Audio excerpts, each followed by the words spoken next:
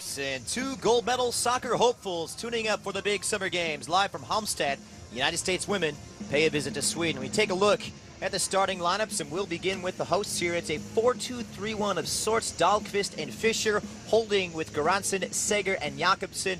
And we'll see the irrepressible Lotta Schälin up top. For the United States, well, some eyebrows raised here. Hope Solo coming in, but Heather Mitz getting the start at right fullback. Amy Lepelbet will come in to the left-hand side of defense, and we'll see Shannon Box in that holding role with Lauren Cheney just behind Abby Wambach and Alex Morgan, who's just been tearing it up here in 2012. Glad you're along with us here on the Universal Sports Network alongside two-time USA Olympian Brandi Chastain. I'm Christian Miles in. Brandi, the U.S., like yourself, two-time Olympic champions right now. What can we expect to see between these two today? Well, number one for the U.S., the 4-4-2 really is a lineup built for speed. Pia Sundhage has said that before. She said it in qualification. This is a chance for us to get behind, get end line, cross the ball into the likes of Cheney, Wambach, Morgan. So I think goals, goals, goals is what they're looking for. All right, we take a look at the Swedish side. They are managed by 50-year-old Thomas Dennerby, overseeing things once again, and Hope Solo, one of the stars in goal. She gets the gloves once again here. We look at this formation. The United States going with a 4-4-2. They've been changing things up throughout qualification as well as the Algarve Cup. Can we expect to see some goals today? Well, I think when you have the three, Morgan, Cheney, Wambach on the field, I think you can expect goals. I think you can expect a lot of play inside the box. I could see a lot of balls going over the top, trying to get in behind Sweden. I don't think that's their strength. Sweden can play long balls to Schälin up top. She holds the ball well. So the defense for the U.S. needs to be organized, and this is kind of a group that's not played together a lot. All right, 3 games to go until the summer game begins. And the United States kicking from left to right in their usual blue and white, and the Swedes in their home yellow and blue. Right off the back, you can already see the U.S. is going to press the ball. So they've already made a decision defensively. We're going to play a high line. We're going to put Sweden under pressure. We're going to see if we can get them to turn the ball over in their own half. And a throw on the outside here for Sweden. Last time these two met back on March 7th in the Algarve Cup third place match over in Portugal, and the USA putting a whipping on Sweden, 4-0, their biggest ever win against the Swedes. So perhaps some revenge for the hosts, but the United States beginning their 3-match tune-up before the summer games, and some progress there on the far left-hand side. A little bit of a slip, and Morgan allows the Swedish defense to recover. Interesting partnership up top once again. Abby Wambach as well as Alex Morgan. A little pace, a little power. What do you expect from them? I think a lot of pace, and I think a lot of power. Well said. You know, Alex and Abby have a good relationship, even though they haven't played together for many, many years. I think what they know about each other is that Abby is good in the air, Alex is good on the ground with the pace, and they play off each other well. We'll see how it rounds out. Pia Sundhage experimenting, finalizing a roster as the flag goes up, and the United States bringing 22 in this 2-week stretch here in Sweden. It will be down to 18 when the summer games begin. Alex Morgan, you would expect to be an integral part of the Olympic charge here for the Americans. Sweden going with that 4-2-3-1 with a lone striker. We'll see how it rounds out, and under pressure here, and not the best of reactions, an uncomfortable start for the hosts. Well, when you see Alex Morgan and Abby Wambach and Lauren Cheney running at you and you're at the top of your box, I'm not so sure it's a smart idea for Sweden to play short in the back at this stage. Just get it out of your own half, reestablish your line a little bit higher. The U.S. is going to put them under great pressure, and this is what they're great at right here, set pieces. And Lauren Cheney to take it here, the first corner of the afternoon to the United States, and it's a decent delivery as it's whipped in across the blocks. And this one cleared away by Sweden. Cheney looking to pry open this Swedish defense. Morgan has got the support here of Megan Rapinoe, excuse me. Cheney with the touchback. It's a good hit, and that one just wide. So a bright start here for the United States, and a lot of high expectations, but scoring goals is what they've been all about in 2012. What I like about Lauren Cheney's run there is that she's aggressive with the ball at her feet. It's reminiscent for me of the likes of Mia Hamm, Christine Lilly. They get the ball and they have such great confidence to go at a defender and beat them one-on-one. And if Sweden's not careful, they have to have a good balance between having pressure and having cover. And I think in that situation, not so great by Sweden. The pressure from Wambach on Annika Svensson over at right fullback. The referee, of course, Teodoro Alban, the Romanian official in charge. Great way for the United States to begin their preparations ahead of London 2012. Rapinoe. And that one dealt with well by the Swedes. A lot of questions surrounding the Swedish camp as it comes up for Shalin. She's got support here. It's a good little run from Göransson, who's pried open the American defense. Göransson to the byline and can't keep it in. Well, there's a giveaway in the center of the defense by Christy Rampone near the midfield line. And what the U.S. does have in their favor is the ability to recover. And we see here she gives the ball up at the midfield, and now they're in behind. But look, as they recover in a fairly good, decent position. Rampone forces her to take that long dribble out of bounds. But they're not going to be able to give away that ball in the next game against Japan, nor in the Olympics, because they will pay for it. And right back to work come the United States. O'Reilly. Speculative ball, Wambach the target, and that's controlled by Hedvig Lindahl in the end. Once again, you see the aerial threat that Abby Wambach possesses. That's the USA's bread and butter. One back by the Americans, and they continue their great start. Rapinoe got the target here, and hard running there from Heather O'Reilly coming in from right back. We could see a lot of width for Pia Sundhage today.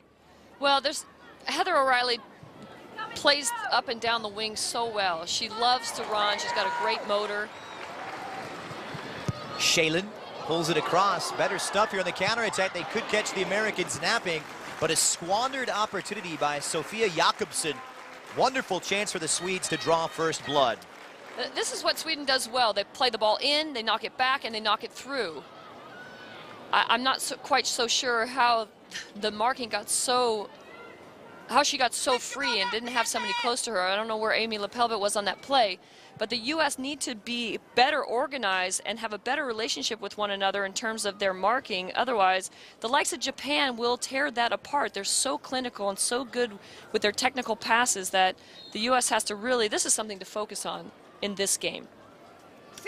And you look at Thomas Dennerby, the 52-year-old Swedish head coach, former policeman, and after being appointed in 2005, looking for his first major trophy in charge of the Swedish women. Lots of questions abounding the Swedish program and looking for something positive in London. They've got positive play here on the near side. Antonia Göransson going to work on Heather Mitz, and it'll come out here for a Swedish corner. So some open play here in the first few minutes, Brandy. Yeah, you know what? To be honest with you, I'm quite surprised at the lack of focus for the U.S. in the back so far. This is something that's been a problem. This is not a new issue. They're messing and tinkering with the lineup. Those players need to be as sharp as anybody, and right now they have to start. You cannot wait till the Olympics open. Dahlqvist will take the corner, and that one well held by Hope Solo, regarded by many as the best goalkeeper on the planet. She's back and ready for duty in London. Very difficult to beat. Went through the qualification phases without conceding a single goal. I think Hope's biggest challenge is not can she make saves, can she distribute the ball, can she play with her feet. It's really can she become the leader of the back four? Can she organize them so she never actually has to face a shot? That would be actually the greatest thing that she could do to improve her game at this time. She's had shoulder problems in the past. 7 shutouts in the calendar year.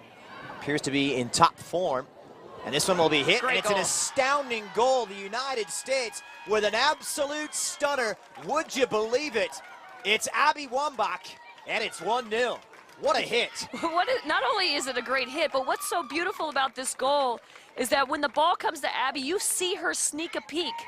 She sneaks a peek right there as it passes her and realizes that Lindahl is off her line, and she smashes it into the upper V. I love it. Super strike from who else? Abby Wambach, seeing Lindahl well off her line, and that is her 136th goal on what is her 180th appearance for her country. They don't get any better than that. I love a good half volley in the morning, Christian. So a great start here. Open stuff between these two. Wambach putting the Americans up early in the beginning that they wanted, but still some defensive concerns.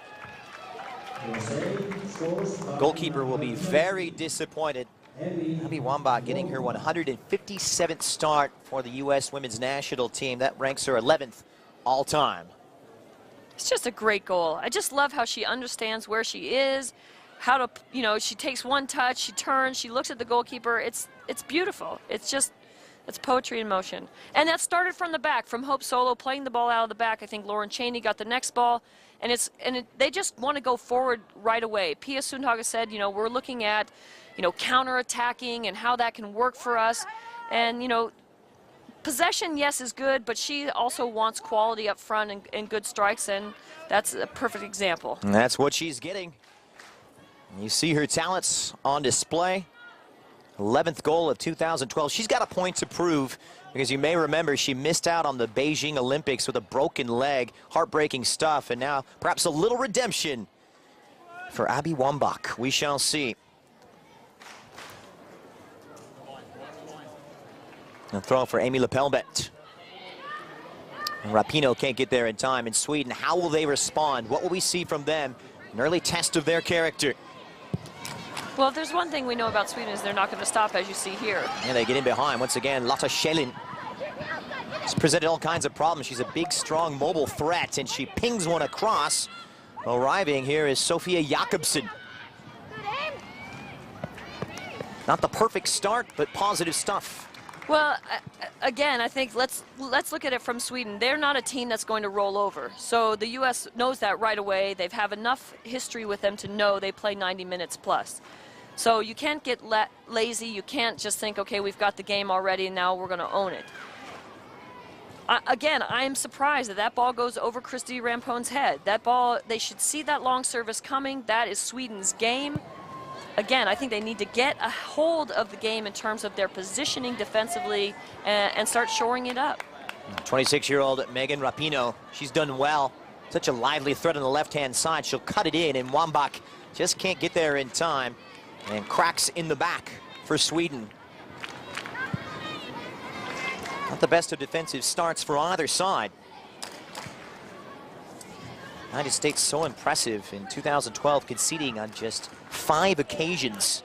Get this, a positive 54 goal differential as they went through qualification, scoring 38 times without conceding a single goal. What a remarkable feat. It is. It's very impressive.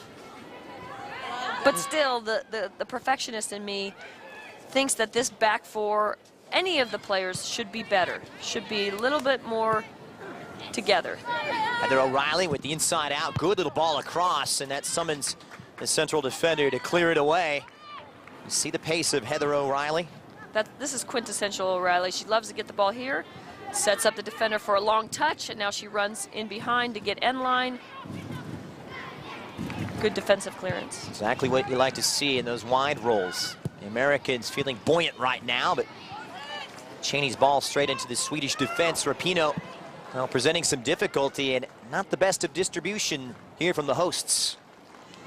Well, there's a difference between urgency and, you know, playing at pace. You know, you have to play with some speed of play. Sweden right there, where they lost it to Rapinoe, they're just playing a little bit too slowly in their own back third. That's going to get you in trouble every time. Super goal from Wambach, had to take a little power off of it and kept it low. And Pia Sundhage, she loves it. It's a big week for her. They've been here about 2 weeks, but a virtual homecoming for the Swedish-born United States head coach.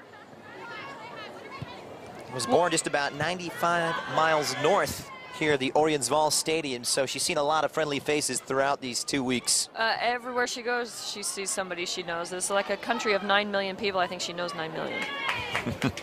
She's very friendly, you know. She's very outgoing. A real character as well. And one of Sweden's best ever. No doubt about it. United States clearing that one away, looking more assured. Starting to settle into this one. It was a frenetic start. Sweden trying to dictate more possession. Tunebro to the near side for Göransson. A long searching ball, and that one rather aimless. Sweden, like the United States, qualifying for their 5th consecutive Olympics. Unfortunately for them, they've had a few injuries, and you know, that won't do them well in the Olympic Games. But their young players do have a good sense of tradition and history and quality of play. So they may not be the Sweden that they were hoping to be post-World Cup, but they will be a good team, and they will prove well in the Olympic Games. And last year at the Women's World Cup in Germany, these two were paired together, and Sweden actually won the group, despite the fact the Americans made it all the way to the final before losing to Japan. Heartbreaking stuff that was, but the road to redemption goes through London. We shall see. The Summer Olympics coming up just around the corner. Heather O'Reilly for the U.S. Such a tricky prospect here. You see how shaky the left-hand side of that Swedish defense is. Well, it's hard to, you know, if you get too close to the likes of Heather O'Reilly, she's going to run past you. So, but if you drop off, then there's too much space for combinations. So the defenders for Sweden are really kind of in a quandary right now. How close do they get to the players, and how much space do they give them? Lauren Cheney. Rapinoe, who's cut inside, just trying to pick out the run from Morgan. And the Swedes able to clear their lines. United States in action. Their first competitive match since May 27th when they thumped China 4-1 just outside of Philadelphia. Morgan with 2 in that one. And Abby Wambach adding to the tally as well. Sweden trying to get it out of their own half.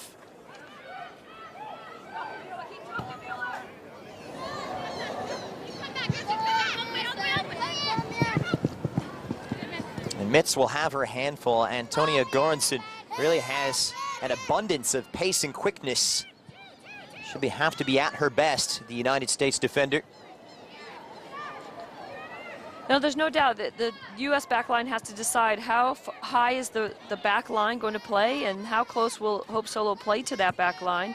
Because what Sweden likes to do, they're trying to play small balls out of the back, and when they get close to that center, that middle third, then they play a ball over the top, and then they run underneath it.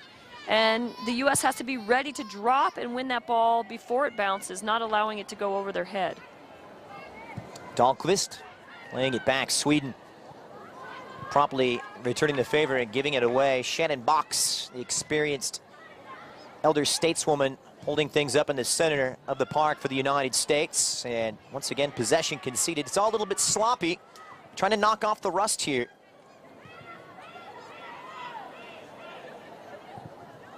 Sager. Sarah Tunebro plays her football with Frankfurt in Germany, one of 5 players playing their football outside of Sweden. Göransson trying to make the run. That's very good defending in the center of the park. The U.S.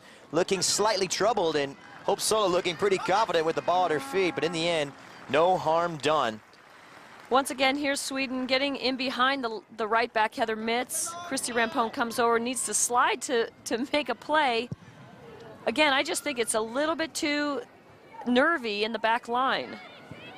1-1 in terms of shots on goal. Morgan peeling off the run.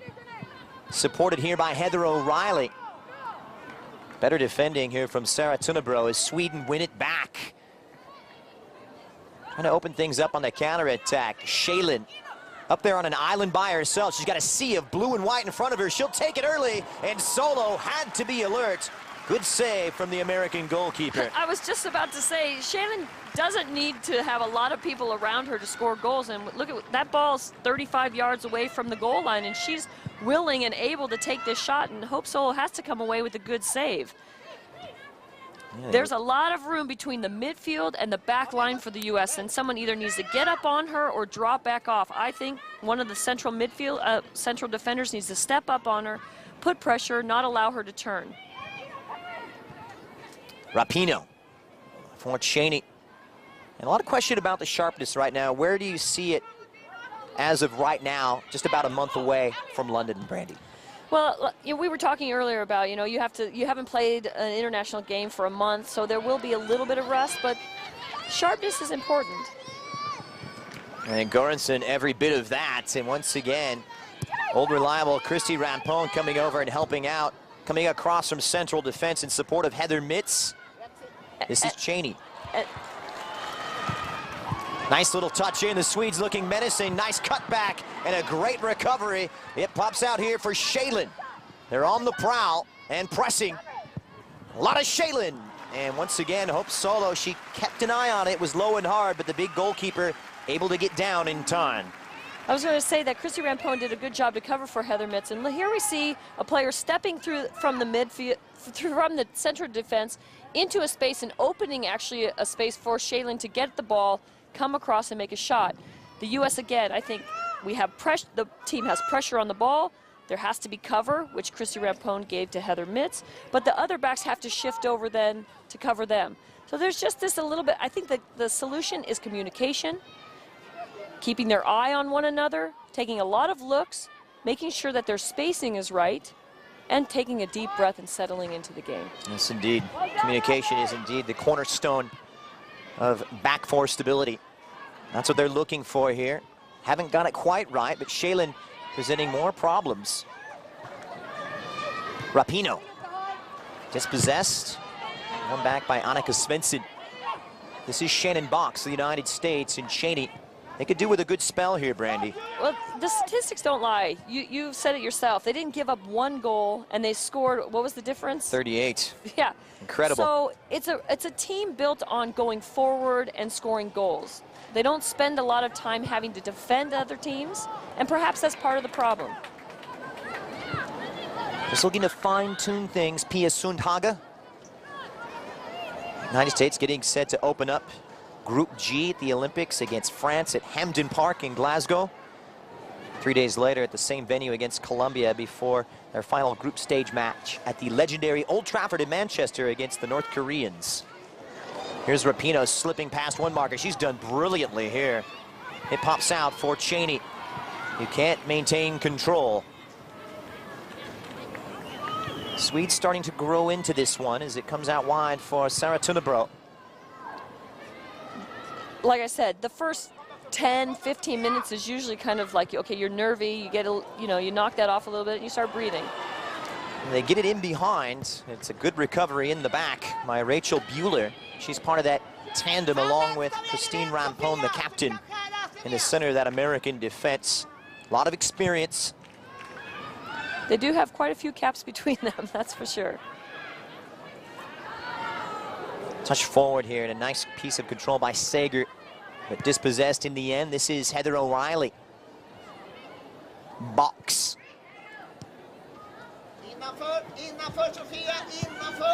A steady Heather Mitz, and it's good support in the center. Box looking very sharp, very fit.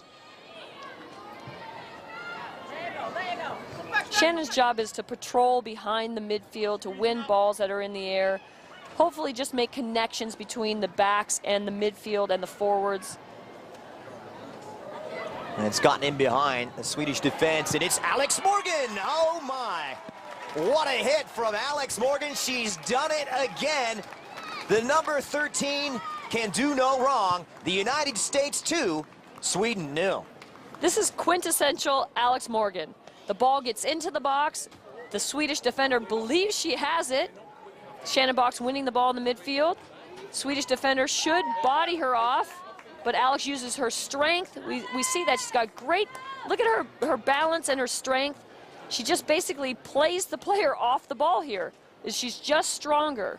One touch, good finish. And she likes scoring against the Swedes.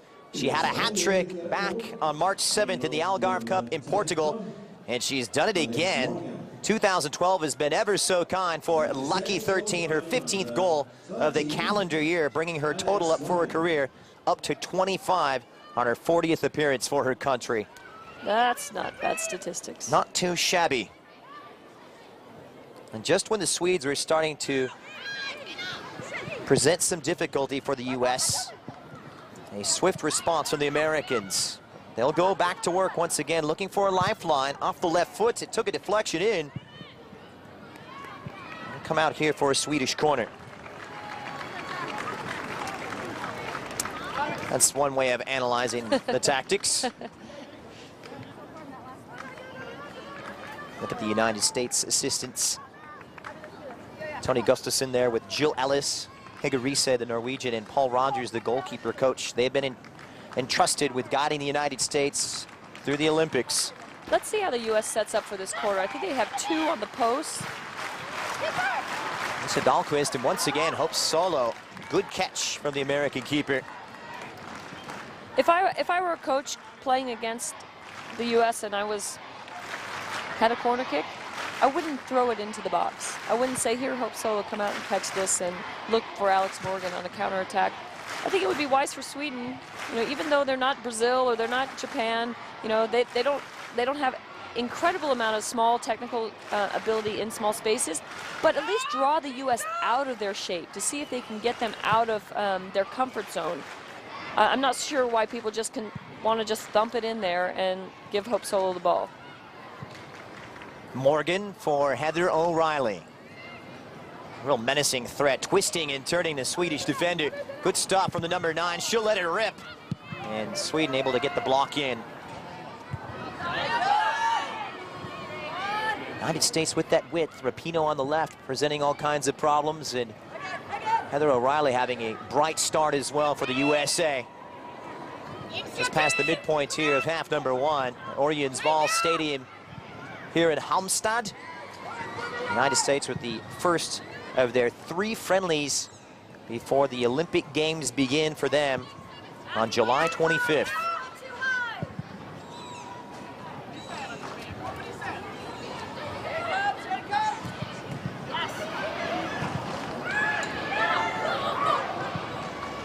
Early ball for Morgan. That will present Lindahl coming well off her line. Much better here from the Swedish keeper, who hasn't been the brightest since the beginning. That's exactly what I was thinking. Here she finally finds herself in a good spot to make a save, because when you're seeing Alex Morgan and Abby Wambach running at you with not very many defenders around, you better be in the right spot. Better defending from Lepelbet. And Kelly O'Hara picking up a quad strain during their training camp in Gothenburg.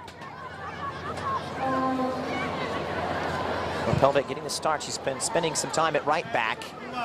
And she'll have to deal with the prospect here of Sofia Jakobsen. This one squirts through. Jakobsen playing her club football in Russia. It's a good job by Amy Lepelbet. She's in balance when Jakobsen receives the ball at her feet at the end line. She's one of the bright and up-and-coming young stars of Swedish football. She's Absolutely. only 21 years of age, already on her 15th cap. They're expecting big things from her coming up in London. Well, she will definitely be one of their target players to make things happen in the attack, of course. But this is not a Swedish team that's that experienced in comparison to teams they've had in the past. Finds its way up for Wambach, leaves it back, and off goes O'Reilly on her galloping runs, but just can't control it. It gets stuck in the wickets. Hate that. You make a great run, a great pass comes, and it just gets stuck between your feet. That's good for the fitness. Göransson, better from Sweden. Here's Lisa Dahlquist. Scored a penalty against the United States in July of last year. It's a decent ball, but just too far out in front of Jakobsen. That's a much better alignment by the back line. Amy Lepelbet inside the runner there. Definitely would have won the foot race to the ball if it had been necessary. Good positioning. And the United States starting to settle a bit better in the back 4. This is Sarah Tunebro for Sweden. Antonia Göransson, who's been a thorn in the United States side, literally. She's done well. It's off her right foot and just wide. But once again, Göransson finding the space. I think the trouble for the U.S. comes when there's a turnover, when they've gone from maybe a counterattack situation and they've lost the ball in transition, and now they're not quite settled in. And so they're recovering and trying to recover into a better alignment, but I think they don't have the recovery in terms of the knowledge of who will be where, and I think that's what they should be working on right now. You see the shots. Sweden with the advantage, actually. They raise a few eyebrows. I'm sure maybe one of the talking points for Pia Sundhage during halftime. Flag is up on O'Reilly, and it'll be a free kick here for the Swedes. I think it would be an issue and a talking point if it were shots on goal from, you know, close range, you know, men down, players down in the box. You know, if they're far shots from outside the box, they're over the goal, they're not really on frame, that's an issue. Usually those statistics can be a little skewed and making people believe that, oh, well, Sweden had more of the play or the U.S. had more of the play. Here's a burst from the right-hand side, but the cross, in all honesty, just isn't good enough. A promising development from Sweden, but the end product just not there. Still something for Hope Solo to think about.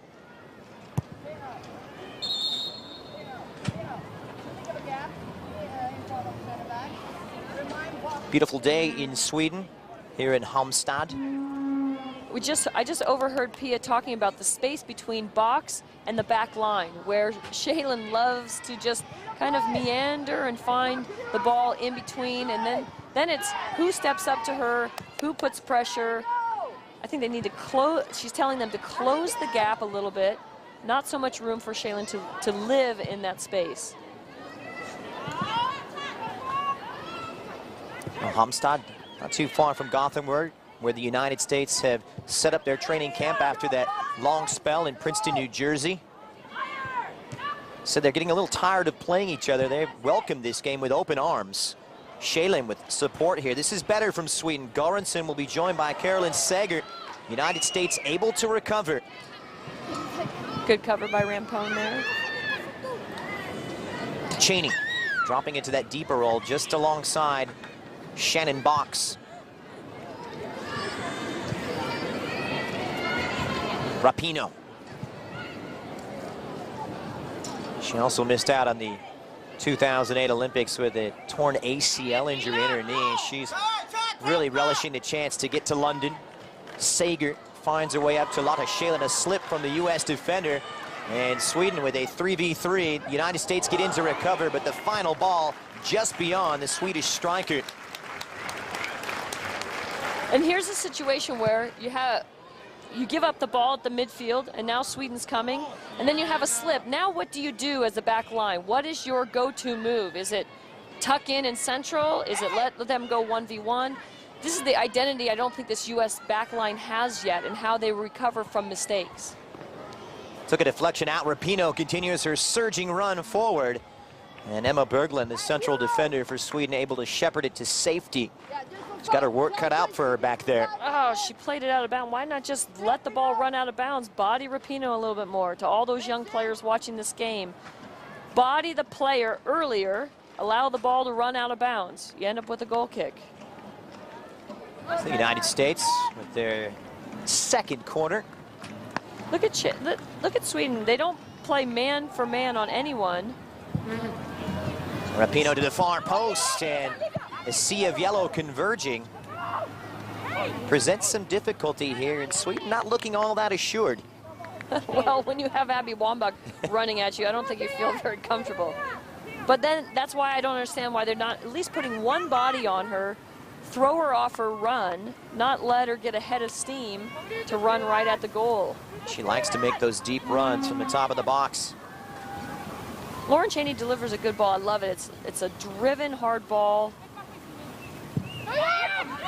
True to form once again, and it sits up nicely for Rampone. The captain sends her attempt just high. That's a tough one to finish, especially for Christy Rampone, even though she started her career as a forward in Monmouth, New Jersey. You know, she doesn't get very many chances in front of the goal like that. She was the rock in qualification, playing every minute for the United States in Vancouver. You name it, she's done it. Pia Sundhage saying, quote, "She's the best captain I've ever been around as a coach and a player." That's a high compliment. Christy Rampone is a great person, and I think she's developed into a great leader for this team. I do remember when she said about 4 words in the first 4 years she was with the national team. Late bloomer. Yeah. A lovely skill here from Heather O'Reilly, but a decent recovery from Sarah Tunebro. That's a fascinating individual battle. Heather O'Reilly, she just loves to get into these situations where she's trying to get end line. It's what makes her happiest, I think, really, to get end line and be able to play the ball across, cut the ball back. She does it so well, she's been doing it, and they know it's coming and they still can't stop it. Yeah, Rapinoe, who supplied the cross for Abby Wambach in the Women's World Cup against Brazil. She'll take the corner, and this one comes short. Morgan, lovely skill from her as it comes across the face of goal, and once again, United States asking the questions of a fragile Swedish back four. Well, here Megan Rapinoe puts up 2 hands. I'm guessing that's a signal short corner. I would have expected that one back to Rapinoe, but nice little crafty move there by Alex to turn. I'm sure that's not the cross she was hoping for, but almost effective. Shalin, 1v3. She's got the support of Sager. She'll opt for the big switch. Jakobsen sending it wide here, and she'll have Göransson. Tunebro. Expansive football here from Sweden. Shalin is in, 1v1 against Solo, and the Swedes have a lifeline. It's Lotta Shalin, 2-1 here at the Oriensval in Halmstad. It was said before the game she's one of the best goal scorers in the world. She just is so composed, and she kind of, if you notice her, she just drifts around the box, but she finds space when it's necessary. Look, she just reads the ball off her teammate's flick. Unfortunately, I think for Rachel Bueller, it comes off her kind of awkwardly.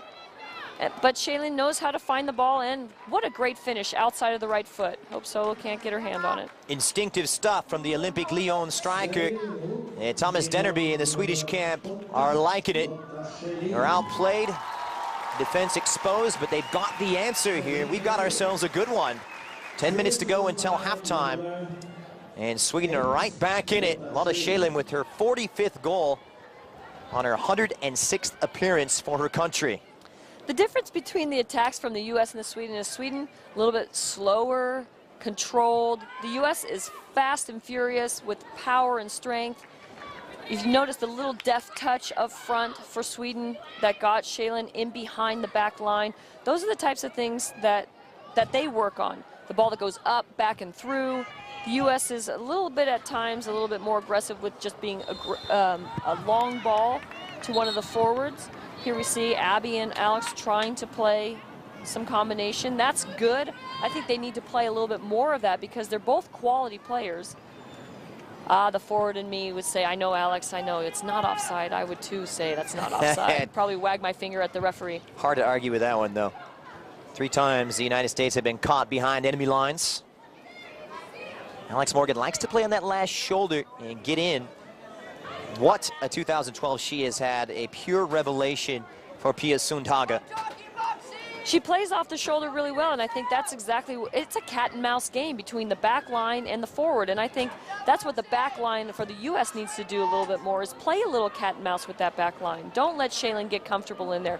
Good step right there by Christy Rampone. Heather O'Reilly, good first touch. She's closed down by Tunebro. Starting to settle in at left fullback, and she's got the support of Göransson. Wambach trying to win it back. And Fisher holding things down, the captain in the center of the park for Sweden. She scored that goal, of course, against the United States when they met in Wolfsburg last July. Dahlqvist with the penalty as well, 2-1 for the Swedes.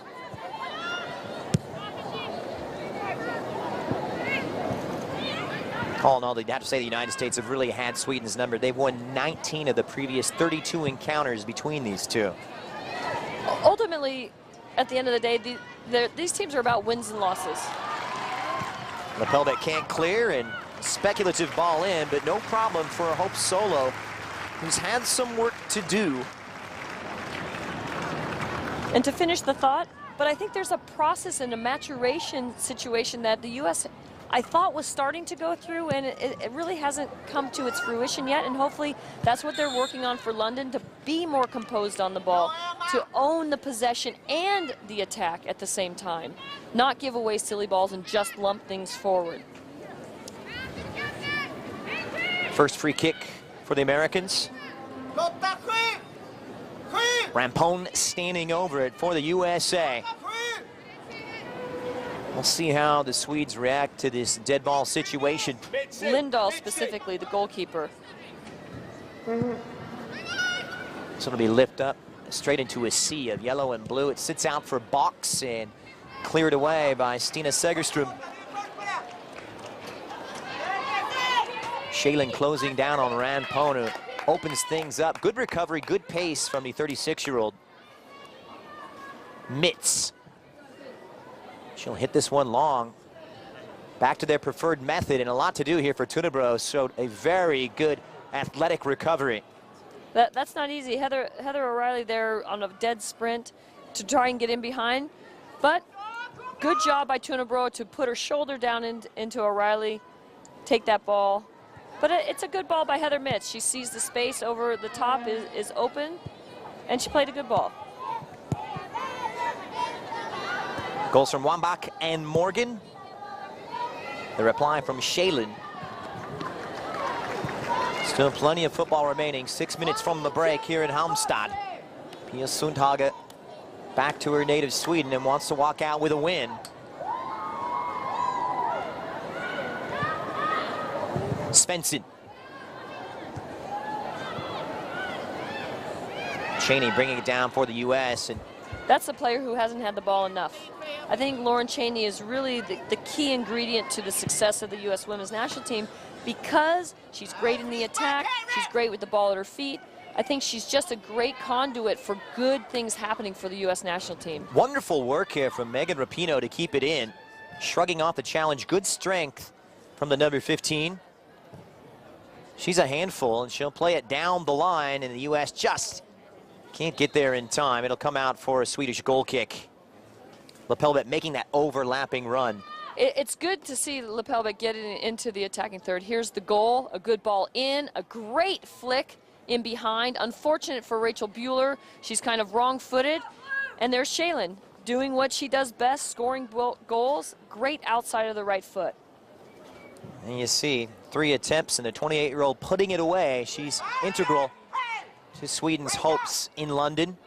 Wambach just can't pull it out, and it's a good recovery from Berglund, who's got an adventurous run going forward. The center half joining in the attack, and Sweden coughs it up, and they could be caught out here. Alex Morgan, she's bearing down. It's her and Wambach, and Sweden recover well enough. That could have been very dangerous for the hosts. It could have been, but they did a good job. I'm not so sure Alex made the right decision to try and cut the ball back into where the numbers were. She did have Abby streaking forward, but sometimes you have to make those choices as a forward. You have to take risks, high risk-reward ratio there. But again, I think the U.S. can't just survive on counterattacks and long balls. There has to be a little bit more play and thoughtfulness that goes on. Lively stuff here from Tunebro, just trying to play in that final ball. It was a great run. Once again, the final product lacking. They've had their moments, though, and they're not going to lie down. Amy Lepelbeck.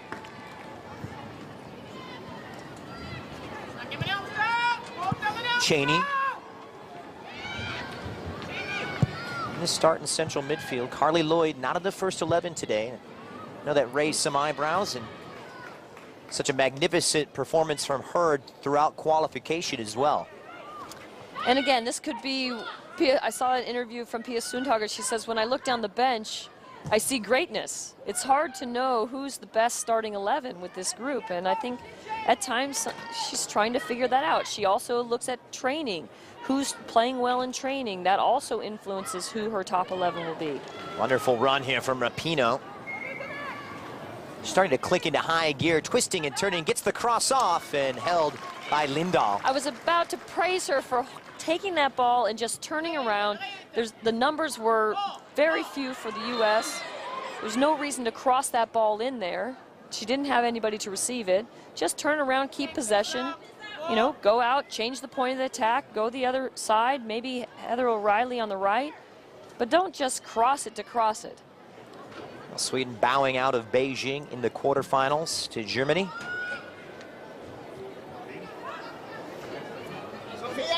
Rapinoe.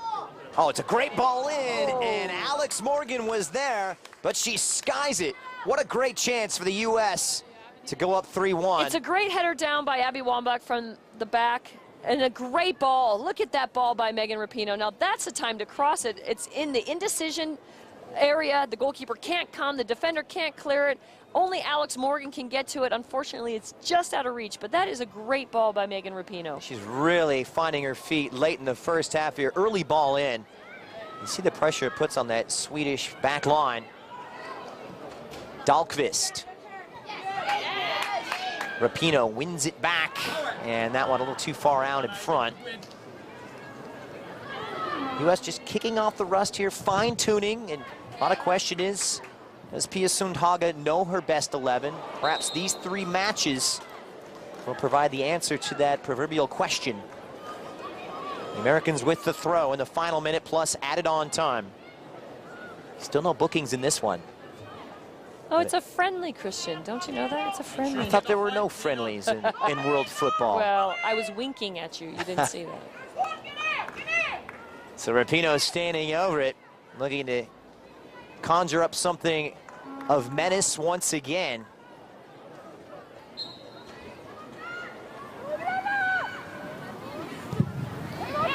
Decent delivery. Sweden do well enough. Rampone knocks it back into the mixer. The flag goes up. Alex Morgan with some bright spots here. A virtual nightmare for these Swedish defenders in 45 minutes in the books. Let's get your final thoughts here in the first half, Randy. Well, number one, the U.S. came out right away, put pressure on Sweden. That was a good move. They gave the ball up early and around their box. They've scored goals. However, they have given up a goal, and it didn't look pretty. And I think that's something that Pia will certainly talk about at halftime. All right, so still some work to do here for the United States. Halftime in Halmstad, US 2, Sweden 1. You're watching the United States women right here on the Universal Sports Network. And we welcome you back to Halmstad, Sweden, the United States, with the first of 3 matches before the Summer Olympics begin. Abby Wambach and Alex Morgan. Who else on target for the Americans but the Swedes, with a lifeline here from Lotte Schalen? We welcome you inside our Universal Sports Studios here in Los Angeles. Christian Miles alongside Brandi Chastain. Before we take a look at the highlights, let's get your thoughts here in the first 45. Some good and bad for the USA. The good, goals. They're up 2-1, so that's a bonus. You're going to have to score at least 2 goals, I think, in these big games to win. So that's good. Abby Wambach and Alex Morgan on the score sheet. That makes you feel really good. Not so good, I think, giving away the ball without pressure, not so good. I think the back 4 need to get a little closer. They got to tighten up, put a body on the forward, not allow Schalen to kind of live in the space between the midfield and the back. And ultimately, I think they need to get the ball to Cheney more. She's going to be the playmaker, if that's who they think it is, because right now it doesn't seem like anybody's kind of running the show for the U.S. All right, let's take a look at who is running the show for the United States as well as Sweden. We go to the highlights here. 8th minute, Heather O'Reilly setting up Abby Wambach, and what a hit from the United States striker. It's just such great quality. Not only the way she finishes, her toe down, instep right through that ball, but that she takes that little subtle look as the ball's coming to her. She turns, she realizes where the defender is, where the goalkeeper is, finds that she's in that no man's land position, and she just hammers it home. It's an awesome goal, and for a good reason, Pia Sundhage is jumping up and down. However, the Swedes, they come back swinging here. Lotte Schalen, something the best out of Hope Solo. Here, the problem in this situation is the U.S. has 4 backs, and not one of them steps to the ball. There's not another forward in sight for Sweden there, and they didn't step at all. And then the pace And determination, the strength of lucky 13 Alex Morgan, who can do no wrong in 2012, Brandy. The back for Sweden there just doesn't do a good enough job to shepherd the ball out of bounds or away from Alex Morgan. And to Alex Morgan's credit, I love this. She's relentless in the box. She loves scoring goals. She uses exactly what she's great at: strength, speed, and power to get that goal. However, the Swedes would finally get on the board. They slip in behind, and Lotta Shalin, what a goal from her. Superb instincts. It's a great ball from the midfield, interjected to a forward who flicks it on to Shalin, who gets behind Rachel Bueller. And look at that little deft pass or touch right over Hope Solo's left arm. Nothing she can do about it. So the Swedes, the good with the bad for them. Thomas Stennerby in charge here as they look ahead to London 2012. Any tweaks you see coming up in the final 45? Well, I'm sure there will be substitutions. This is a game about kind of getting things right. So I see maybe a back player. I see Carly Lloyd potentially coming into the game. I'm not so sure that they'll stay in a 4-4-2. I think it will change because having Box, Cheney, and Lloyd in the midfield, I think, benefits the U.S. All right, the United States up 2-1. Morgan and Wambach on target. We're going to step aside, but there's more coming up right after this on the Universal Sports Network. It is halftime here at the Oriensval Stadium. The United States 2, Sweden 1, and the U.S. women getting set to take on Japan in their next friendly match. And after losing in last year's Women's World Cup final, we had a chance to catch up to some of the players and coaches to see exactly how that loss could affect the U.S. Olympic campaign. 2011, in some ways, was about second place for this team. We didn't win the World Cup. Nobody won Player of the Year, World Coach of the Year. Japan kind of swept us in that way, and that's fine. 2011, we'll give them that. I think it was great making it to the final, but we didn't reach our optimal goal in that World Cup of coming home with it. It's not always brought up, and we don't always talk about it, but I don't think we dwell on the fact that we got second place. We all know that, and we all know where we were. You have a choice, whether you want to look at that in a negative way, oh, we didn't win, or we are very good. We are doing good things. So I'm a positive person. My glass is half full, so I look at it, we had a good year, but you know what? Next year will be even better. We're not going to go back in time. We're not going to try to excuse ourselves for anything that happened. What we can do and what's in our control is 2012. We have to qualify for the Olympics, and when we do that, we can go and defend a gold medal and be on that top podium at the end of the tournament. Good stuff there. It was a heartbreaking loss in Germany last summer. We look ahead to the United States' next match against the Japanese. They've always been a very tricky prospect as of late. Absolutely. They remind me of China of old. They're so technically good with the ball in small spaces. They move on and off the ball so well. They have a great understanding of how the game ebbs and flows. They move together as a union. I think the U.S. actually would do itself justice by watching Japan and kind of adopting some of those things that they do well, because it obviously did well for them in the World Cup. All right, we'll see how things round out. The Japanese, always a tough adversary, as is Sweden, but the United States with the upper hand here at the break. We're going to step aside, but there's more to come right after this. And we welcome you back to the Oriensval Stadium here in Halmstad, Sweden. The United States beginning their tune-up for the Olympics in 2012 over in England. As we embark on the second half, we'll see a substitution here as Carly Lloyd, the central midfielder, comes in for the very capable Shannon Box. Lloyd, of course, an integral part of the qualification phase. And we'll see Tobin Heath getting set to come in as well. And Becky Sauerbrunn in the center of defense for the captain, Christy Rampone. Glad you're along with us here for the U.S. Women's National Team on Universal Sports Network. Alongside Brady Chastain, I'm Christian Miles. And as we look at Tobin Heath coming in for Heather O'Reilly, what do you make of these changes from Pia Sundhage as we embark on the second half, Brandy? Well, I believe, number one, taking Chrissy Rampone, she's thinking, she's had a lot of games in those cleats, so give her a little bit of time off the field. She knows what she can do. Get Tobin Heath in there, get Becky Sauerbrunn some time to get comfort level. I don't think Pia Sundhage is absolutely set on her back line for the Olympics, so I think she's testing that out. I don't think the center of midfield was great for the U.S., so I think she's looking for a little bit better out of the midfield in this half. So 3 switches from the United States as they fine-tune things, and Rapinoe with a speculative first-time hit. It's a strong header right off the crossbar, and what a beginning to this second half for the Americans, nearly catching the Swedes napping. Oh my goodness, that is ugly.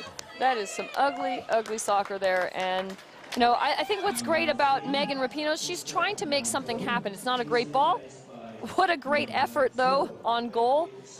Sweden, hello, the second half has started. Hey, look at the stats. It's been open stuff. 2 more opportunities for the USA. So lively stuff here in Halmstad. We talked about it many, many times when I was a player, when, you know, being here watching, commentating. The first 5 minutes, the last 5 minutes, critical. If you start strong, the tendency is that you're going to build the momentum and build the confidence. You can't come out like Sweden did and be flat and almost take a goal in the first few seconds of the second half. Sweden had some good moments as well. 2-1. Wambach and Morgan on target, but the reply from Lotte Schalen. There you see Fischer, the captain, the woman down. The newly anointed captain relieving Carolyn Sager of those duties, and coming up the worst for wear here. That hurts. She kicks the bottom side of Carly Lloyd's shoe, and that could leave a mark. Carly Lloyd asserting her presence early here. Well, you have to remember, though the 18 for the Olympic team has been made, the roster's been made for the U.S., those players are still vying for a starting position. Everybody wants to start. And that's kind of the competitive nature and the way that the U.S. national team has evolved. I don't see that dying down. So I could see Carly Lloyd, Sauerbrunn, Heath coming in to make a statement. Early stages of half number 2, Amy Lepelbit, the left-hand side of that American defense, picking out Wambach, who can't control. It's frustrating as a forward when you're getting balls that are being played at your neck and at your head. Here's Sofia Jakobsen for Sweden, looking for a response and some hard running from Sweden. This is Annika Svensson at right back. She'll pull it across, and good skill, assertive control of the penalty area from Hope Solo. That's what you like to see out of a goalkeeper. You like to see that, and she does that very well. She wants to command that 18-yard box. She feels that's her space, and she will take control. Good cover by Becky Sauerbrunn initially. Ultimately, she needs to, once she makes that play, is find another player from Sweden that she can then put a body on. Sauerbrunn, we'll see how she partners with Buehler in the back. Hope Solo not lacking in confidence, regarded as the world's #1. Mix. This is Buehler.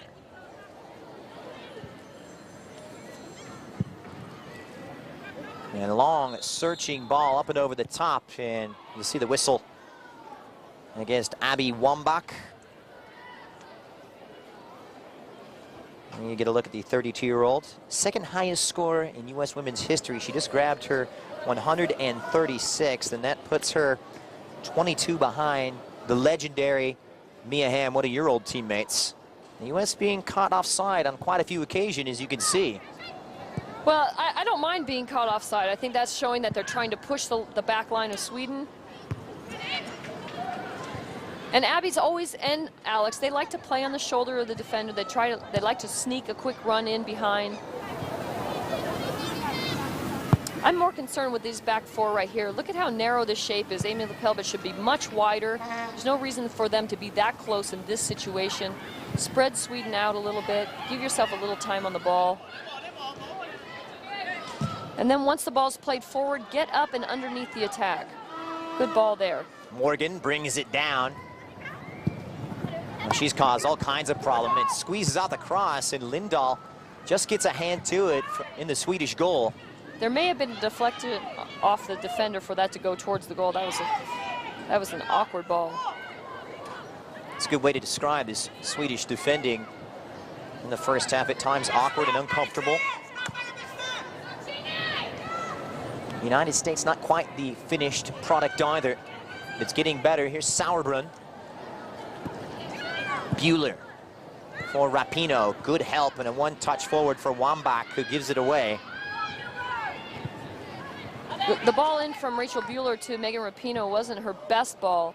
The balls coming from the back should be balls that help keep possession, not put the player under pressure. Over the top for Jakobsen, tracked down by Lepelbet. She's got her work to do, and she's done it very, very well. Again, the back four for the U.S., it will never be a question about can they recover, can they make up space.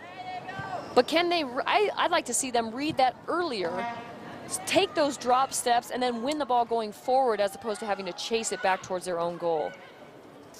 United States, of course, aiming for their third consecutive gold medal after taking care of Brazil in the final match in Athens in 2004, as well as Beijing in 2008. We apologize for the technical difficulties here. Early stages of the second half, the U.S. up 2-1. Great start here. We saw some bright moments from the get-go here in the second half, Brandy. Well, right away, they put Sweden under pressure, nearly get a goal, ball off the crossbar. You know, it's quintessential U.S. mentality. Come out, put pressure. We do apologize for the technical difficulties. The United States up 2-1. We're going to step aside, but there's more coming up on Universal Sports Network right after this.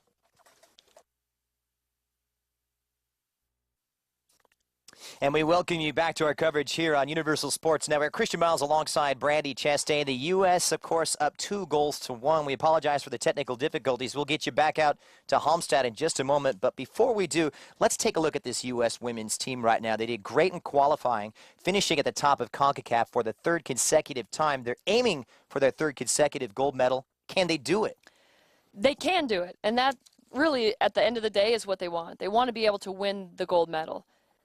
But I don't believe they're playing great soccer. They didn't have great opponents in the CONCACAF qualification besides Canada. We're looking at the statistics and the goals from recent games. You know, they were down to New Zealand. They scored 2 late goals. That's great for Alex Morgan. That's good for the U.S. team. But again, I think even against this Sweden team, they need to be able to possess the ball better. They need to be able to get into the box more often. And there's a great goal. There you get the goal. We come right back to the action, and who else but lucky 13, Alex Morgan, picking up right where she left off. The United States 3-1, but Tobin Heath actually sneaking in. See, you're so used to Alex Morgan scoring, yes. They have the same ponytail. They caught us unawares real quickly. In this situation, Tobin Heath does a great job to finish this ball. She does it technically well. She heads the ball down into the ground, doesn't give Lindahl a chance to make the goal.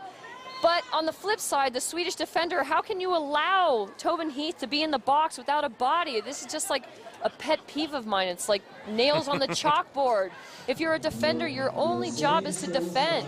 Put a body on the nearest player.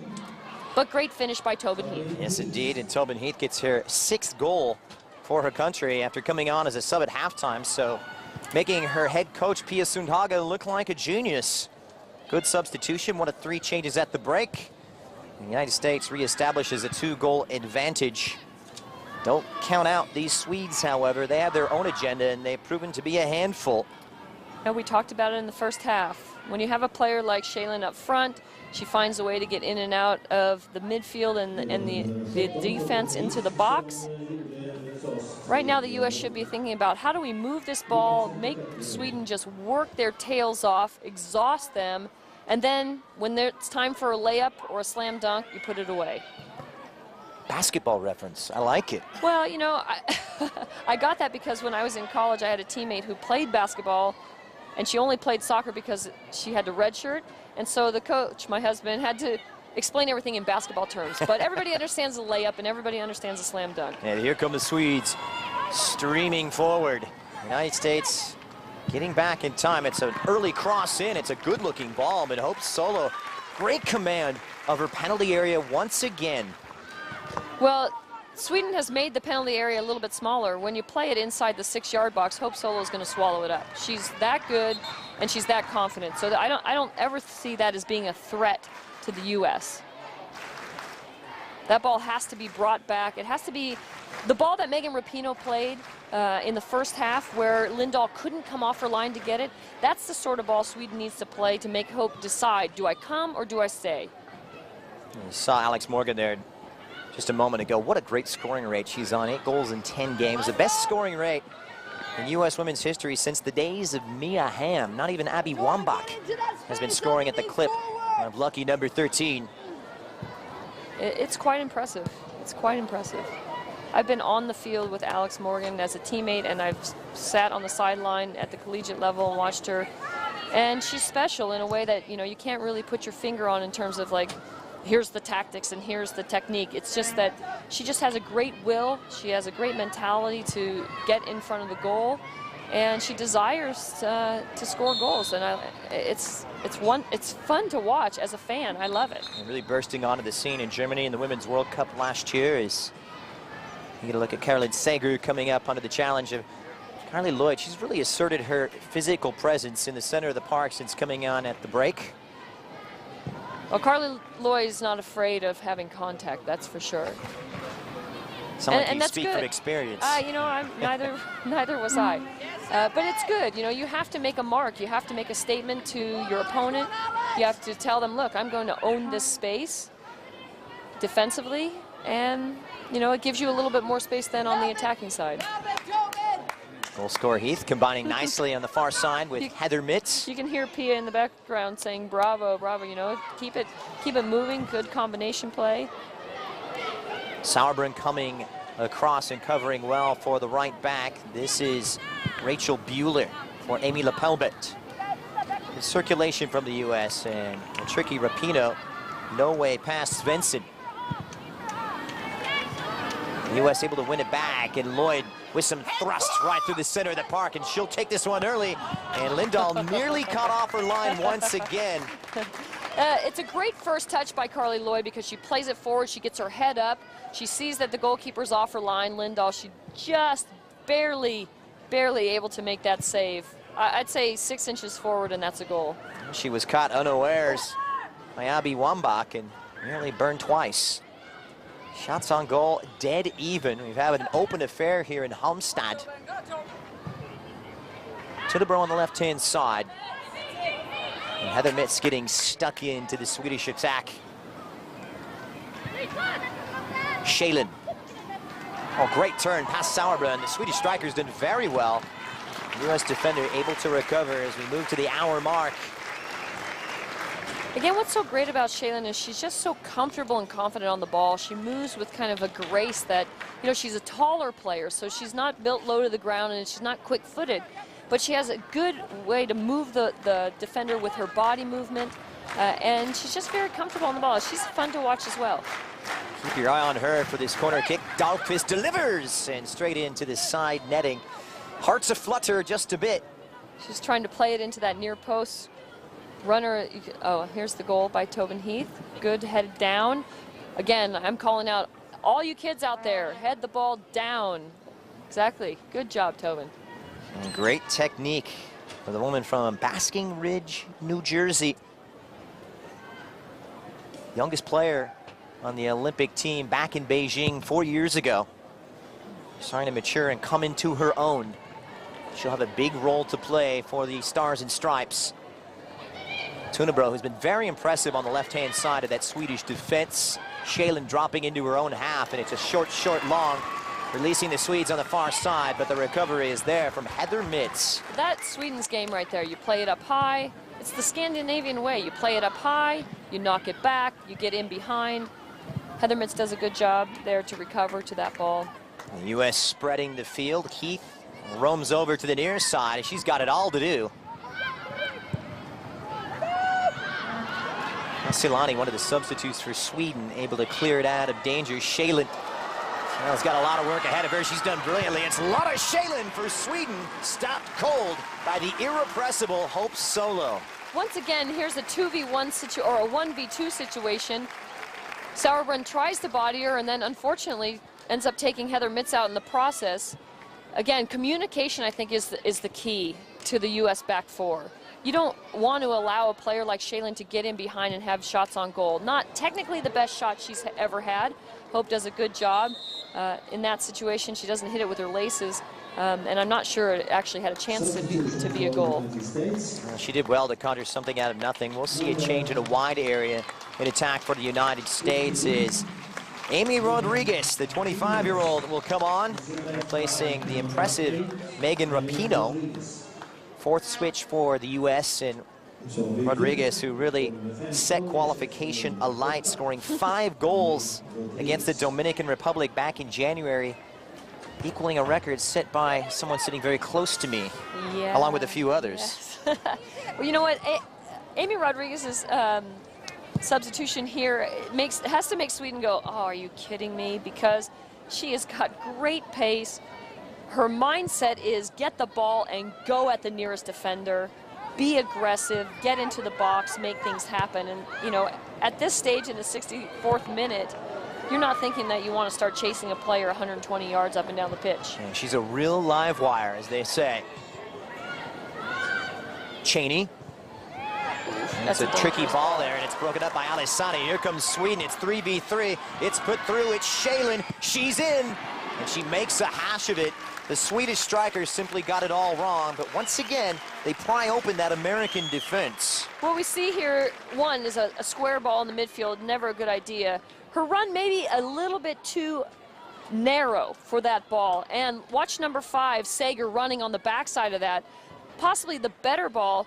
But again, I think it's the movement off the ball that confuses the U.S. backline and allows her to get in behind. So, one, pressure on the ball, and then more cover in a more, I think, facing the play kind of way for the U.S. Yeah, it was always going to be a difficult angle for Shalin, running away from goal. Something for the U.S. to think about. Well, I think what they need to think about is not giving away a square ball in the middle of the park. Lauren Cheney knows better than that. I'm sure she's like, oh, that's my bad. She's just grateful that nothing ended up going in the net. And dodge the bullet. Svenström wins it back. Since the goal, the Swedes looking pretty comfortable. They've asked the questions. Lepelbit trying to do the same, but that's easily intercepted. Goes just beyond Swedish captain Nila Fischer, and Lauren Cheney on it for the USA. That's a much better, unfortunate. That's a much better idea to play the ball on angles going forward. She can get Amy Rodriguez in behind with her speed. See the substitution here. Malin Levenstad coming in for Segerström, playing her domestic soccer for Malmo. 23-year-old making just her 6th appearance for the Swedish national team. We'll see what kind of a role she takes up.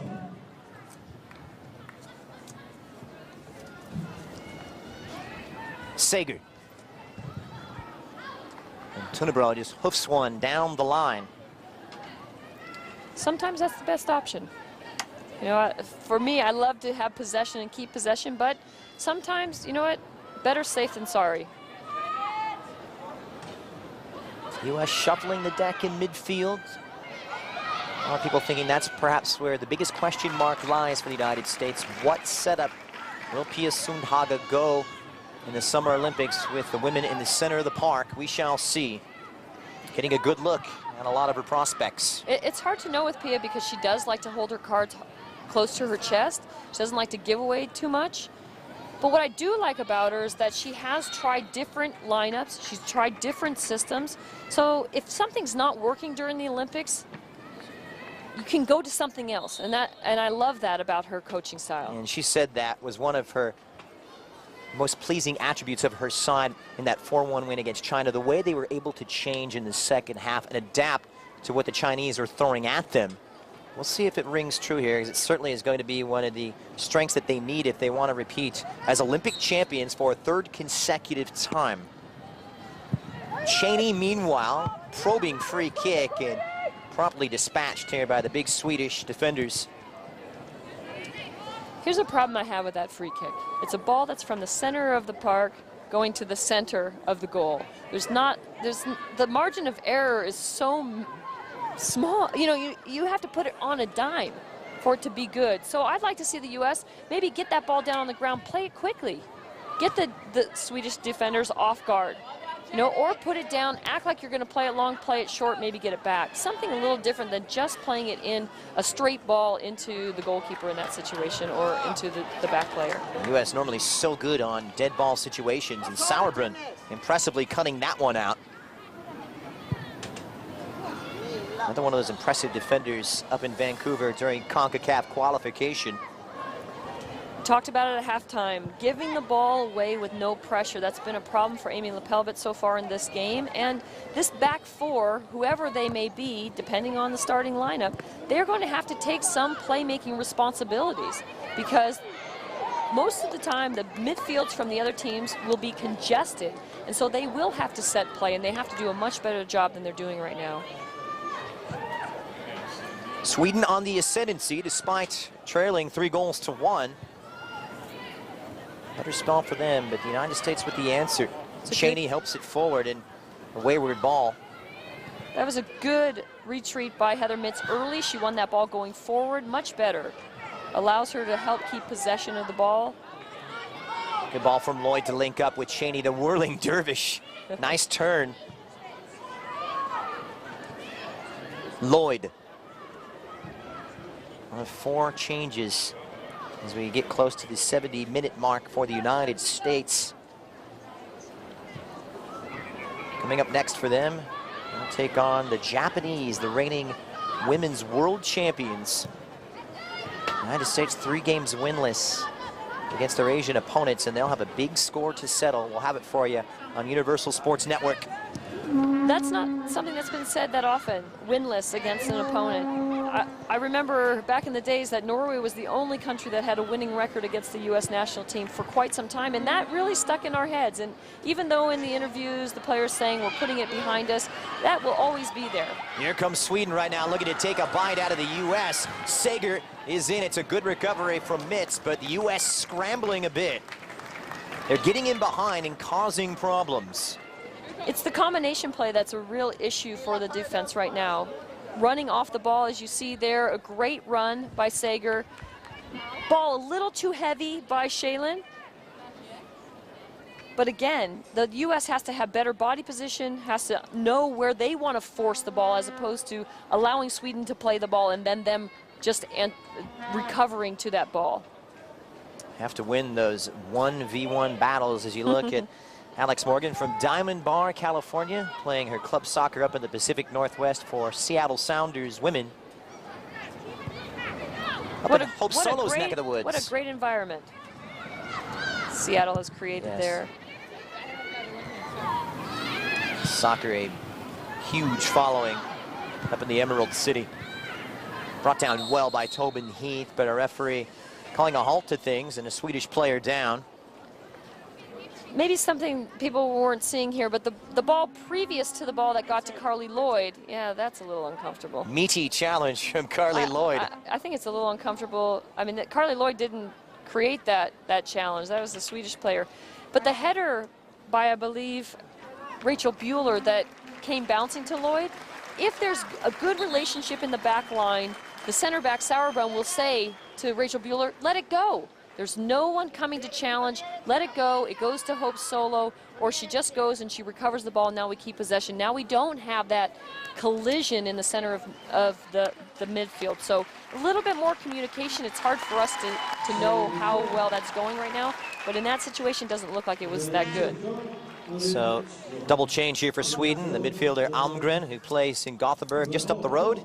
And we'll see the other switch as the Swedes will bring on Madeline Edlund, 26-year-old, replacing the striker Lotta Shaylin. So changes in the attack here for Thomas Dennerby and the Swedes, looking for the answer. They're trying to fine-tune themselves as they get set for Group F in the Olympics. South Africa, Japan, and Canada awaiting them. I think the biggest sigh of relief is the U.S. saying, oh, Shaylin's not on the field anymore. That's a good thing. Yeah, she's been a handful. She has been a handful. These two could meet, Brandy, in the knockout stages should they make it that far in London. Absolutely, and that's why I think it's a big concern. And great, again, there, good movement off the ball. Look at Edlund comes in, and right away she has a shot on goal. Good build-up play. Good build-up. Perhaps she could take that with her left foot, bending it into the far post. Sweet. That's a difficult goal to score with your right foot from that angle. And the approach to be applauded here from Sweden, they've just lacked that sharpness in the final third. They've opened things up, but haven't taken their chances. Wambach did in the first half, and she'll link up with Morgan, who's come into a wide roll. Well, I think they've not had that sharpness in front of goal, although I think the finish by Shaylin was outstanding. What they haven't had is the focus defensively to not give away silly goals, you know, to be in good positions. Over the top, it's Scarlett Lloyd, but did the flag go up? That appears to be the case. That's a good play there by Lindahl, coming out early to snuff that out, even though it wasn't offside. So Sydney Leroux, speaking of live wires, the U.S. making their 5th substitution. Remember, not the usual 3 as you would expect in normal competition. Alex Morgan's day is done. She did her job. The goal coming, of course, midway through the first half. And here comes Sydney Leroux, born in Vancouver, now calling America home, and this is one for the future. Her 12th appearance for her country, and would you believe it, already 7 goals to her name. Well, once again, Sweden is not saying, oh, good, they're taking Morgan off. Flag is up. Edlund just behind Lepelbit. That was like by a hair she was offside. Oh, maybe not a hair, maybe 2 or 3. But dangerous situation again. Lineswoman had a good view of it as well. I think they call that the assistant referee now? Yes. Is that what they call it? Yes. Ah, they're stepping up with their terminology. Has to be appropriate. We're still in the friendly stage. Oh, right. Working out the kinks. Here's Dahlqvist, who's scored against the United States in the past. It's helped on a free kick for Sweden. Challenge is becoming a little thicker here as we move into the final quarter of an hour. Well, it's a good decision by Rachel Buehler to step up to put pressure on number 14. However, there's no reason to go into that. She's got her back to the goal. She's not going anywhere. Just force her to go backwards. This could be a concern. The United States have conceded some free kicks. The 7th coming up. It all depends on where. Here's another situation. Ball from the middle, play to the middle. Well, I mean, it's just not creative. It's useless. It's a counterattack waiting to happen. I mean, Sydney Leroux could be to the goal now. So I just find that just lack of creativity frustrating from both sides in terms of their free kick situation. Tinnebro now wearing the armband on the left-hand side after Fisher came off. Wouldn't it be interesting if these two met once again in the London Games?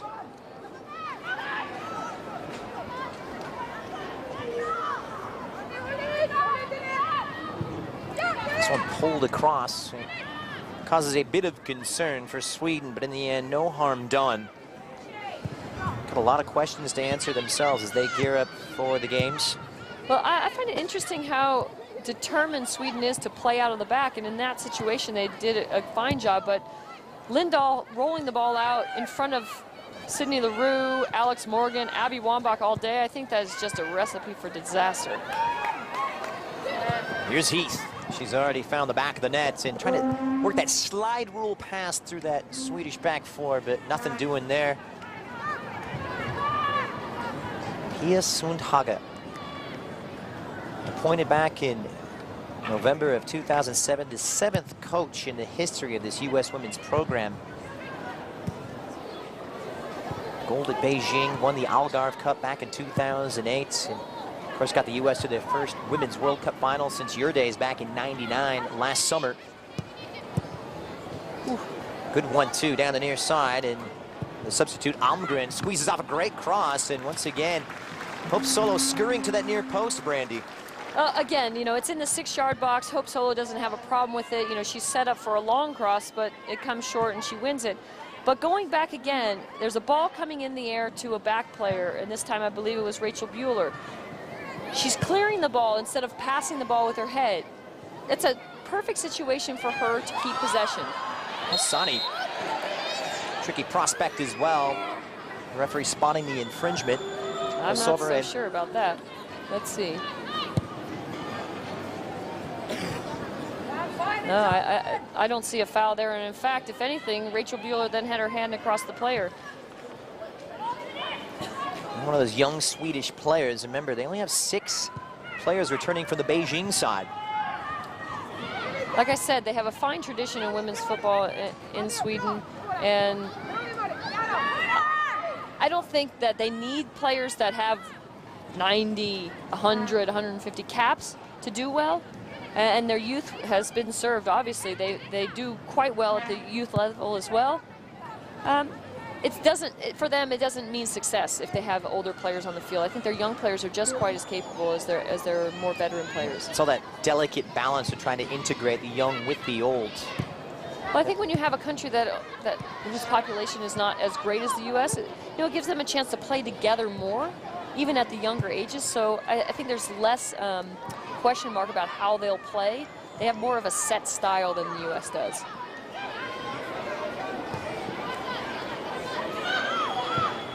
Well, true to the form of the men as well, expansive at times, very technical and tactical. Of course, the Swedish men losing out in the Euro 2012 yesterday. They were knocked out by England, 3-2.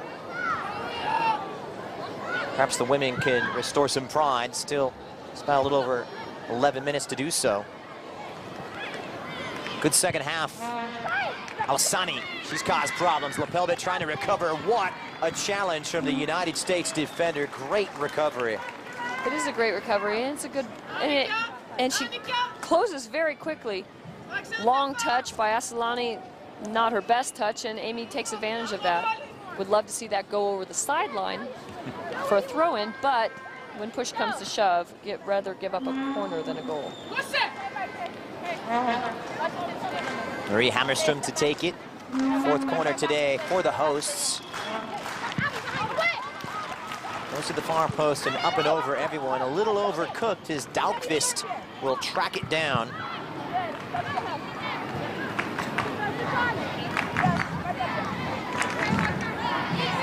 And Sweden going 3-1 winners in the Women's World Cup quarterfinals last time around over Australia before losing out in the semis to Japan.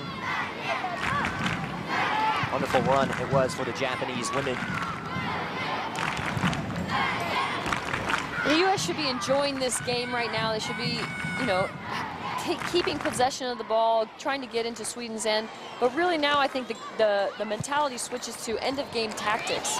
We're winning the game. How do we play out this game and keep the lead? That's not to say take it to the corner. Still a little early for that. Lloyd. But in terms of, where should we keep the ball? Where should we, if don't make mistakes, who should we get the ball to? Those types of things. It's been Sweden who's been the more comfortable looking of the two in the second half, despite the U.S. getting the only goal of the final 45 thus far. Lepelbit once again resorting to the long ball, and LaRue just trying to get in behind, much like Alex Morgan plays. But when you're in that situation, when you're that close, again, the margin for error, to put it there is just so difficult. Amy Lepelbit hasn't been successful with that ball all day.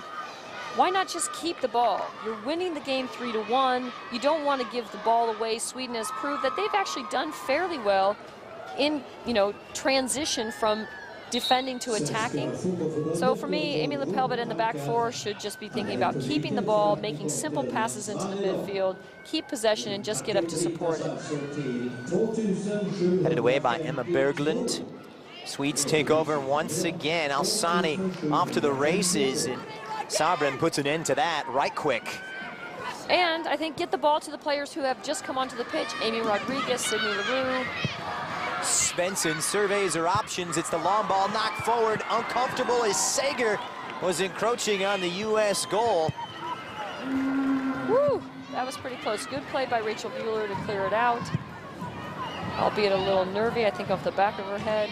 It's a good cross by Sweden. Sweden, a large spell of possession in the U.S. half and really making them look awkward at times in instances like this. I mean, that's a good recovery by Rachel Buehler, but I'm not quite so sure why she's off of Sager in the first place. She's in the box. There should be a body right on that player, not chasing back to recover.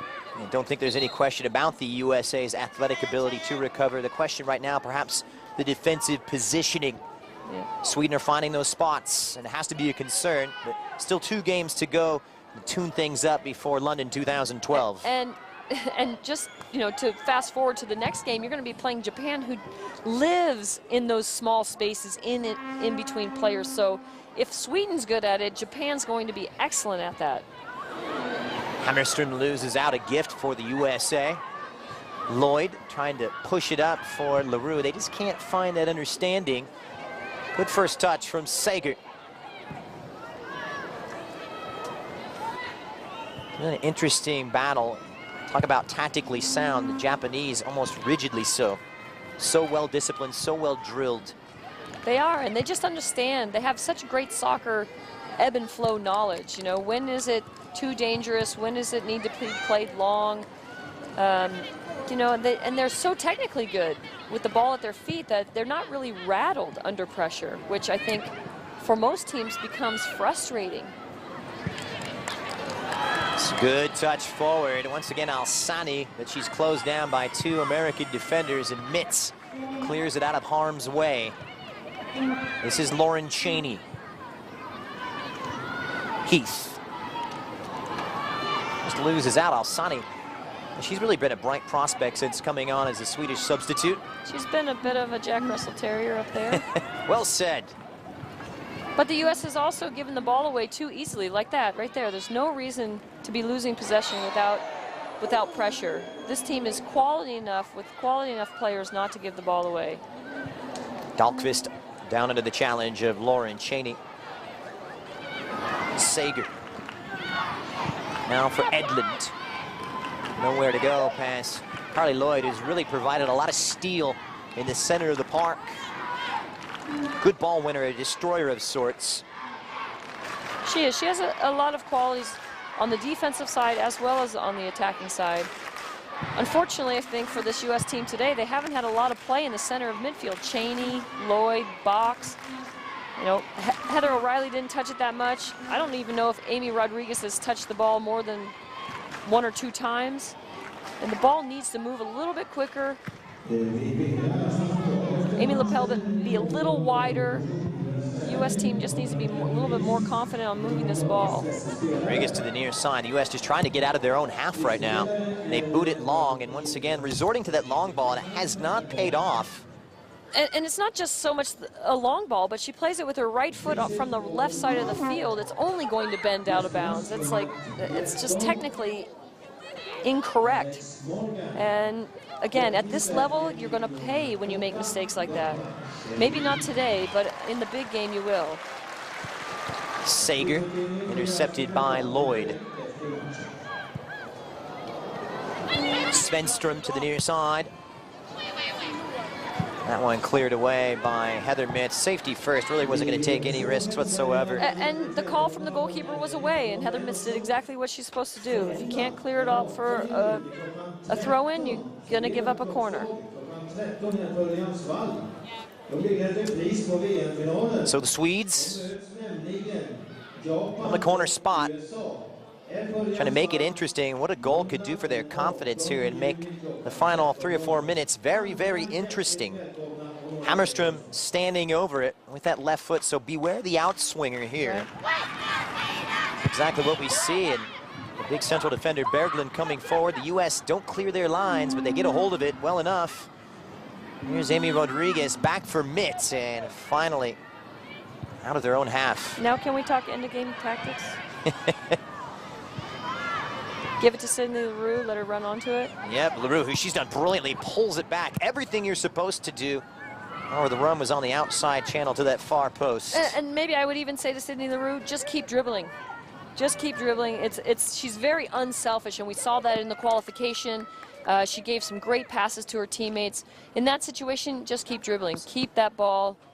Maybe she finds Tobin Heath, who was a late runner into the box, with after 1 or 2 more touches. And the U.S. trying to finish with a flourish. Good turn from Amy Rodriguez. Lloyd for Cheney, and the switch now as Lepelbit will join in. Better spell this, and Lepelbit just hoofs one up there, hoping for the best. It was nearly had her prayers answered by big Abby Wambach. Abby is always a threat in the box. I don't care if the ball's right on her or 10 yards away, she's going to find a way to get her head on it. She's so remarkable in the box that way. United States, of course, against Japan, but then they will wrap up their Olympic preparations back home on U.S. soil in Sandy, Utah, just outside of Salt Lake City. Well, they will take on their CONCACAF rivals, Canada. Side that they beat 4-0 in the final match of qualification back in January. It's a great little touch by Sydney Leroux. The ball comes off a throw-in. And, you know, throw-ins, it's amazing how many times the ball is turned over in a throw-in. And here we see Abby Wambach just offside barely. But Sydney Leroux, the ball comes to her midsection. She just uses her thigh to touch it in Abby's direction. That's a great touch. But please, kids out there, don't throw the ball into the person's midsection. Can't do much with that. 7 times U.S. caught offside. Wambach with the flick for Leroux, supported well by Heath. U.S. have gone with a direct approach. Good win there. Good combination. Cheney trying to play it forward. The final ball, though, just beyond Tobin Heath. Well, in that situation, I think that's the ball is predicting the play. It's running fast, so she's playing fast. You know, maybe take an extra touch. It's all right. You know, it doesn't have to be 2-goal every time. She makes a great combo in the midfield. That's awesome. And then slow down. It's not on, don't play it.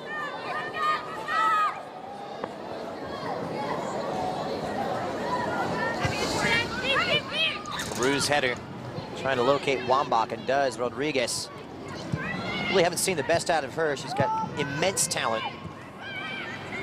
Well, she's got undeniable speed and an aggressive nature for sure.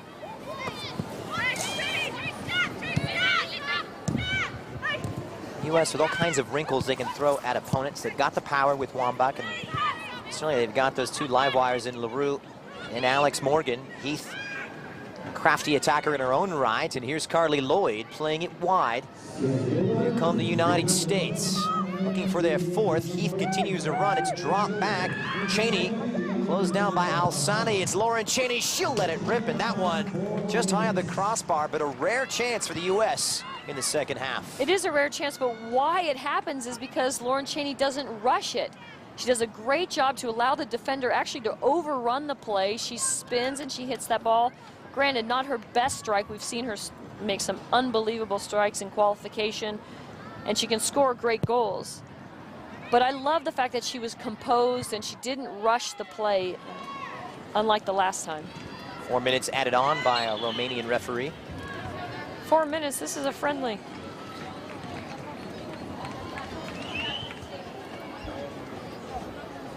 Remember, folks, if you're in the Utah, Salt Lake City area, get a chance to go see the United States take on their CONCACAF rivals, Canada, on June 30th at Rio Tinto Stadium. Should be a good one. Rachel Bueller, please do not play this ball right to the goalkeeper. She'll loft one up, and that's food and drink for the Swedish defenders as Levenstein heads it clear, but the U.S. will have a corner. This does have a chance. Sydney Leroux's coming running on. Good play by the defender to flick it over. But again, I think it's just not as creative as the U.S. needs to be, and sophisticated, really. We're coming into the Olympic Games, biggest tournament. You need to have that in your pocket as well. So Cheney to take it. U.S. looking for a good finish here. It's a nice punch from Hedvig Lindahl. Here's Lloyd, and it's beaten away by the Swedish goalkeeper. U.S. pouncing, but unable to capitalize. Well, Abby took out the goalkeeper and the defender with this jumping attempt. And the goalkeeper does a good, Lindahl does a good job to knock it away and then get up and make that save. The defender, not so lucky. Yeah, the defender really paying the price, and Lloyd just let it rip with everything that she had. Former Rutgers star, so much power behind it. And it's the former captain, Carolyn Sager, who's down. The more experienced members of the Swedish side, really sacrificing herself. Yeah, Abby came right through the back of her, jumping over. Not an intentional foul or anything, just attempting to get up, to get the head on the ball there. That's a knee to the back or that just doesn't feel good is what it is. Always one of the more routine but rather unpleasant facets of the game. You've been there before. When you get a forearm to the back of your neck, it's, you know, it's not that much of a feel-good moment. Substitution will have to wait. It sits up, and Buehler just gets underneath it and skies it well high. And I love that corner kick, however. You know, it's a kind of a set play after you've kind of, you know, they're thinking you're going to play it long. You've done it a few times, and now you throw them something different. That's good. That's the kind of savvy and subtlety that the U.S. need to bring into the Olympics. a little more ingenuity. Yes.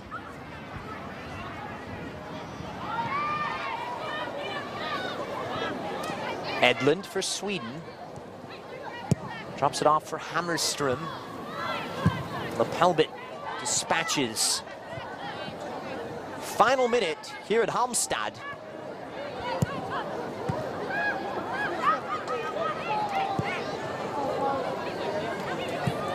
Better stuff here, and Mitz is caught out, but it's offside against Sweden. Or was it a handball? Tough to tell. I think it was an offside position, but just so. And what a great touch. That was a really nice touch. Very, very tight. Oh, I'm not so sure. Hard to tell from our angle, but what a great touch. Not too shabby there from Edlund. Great touch.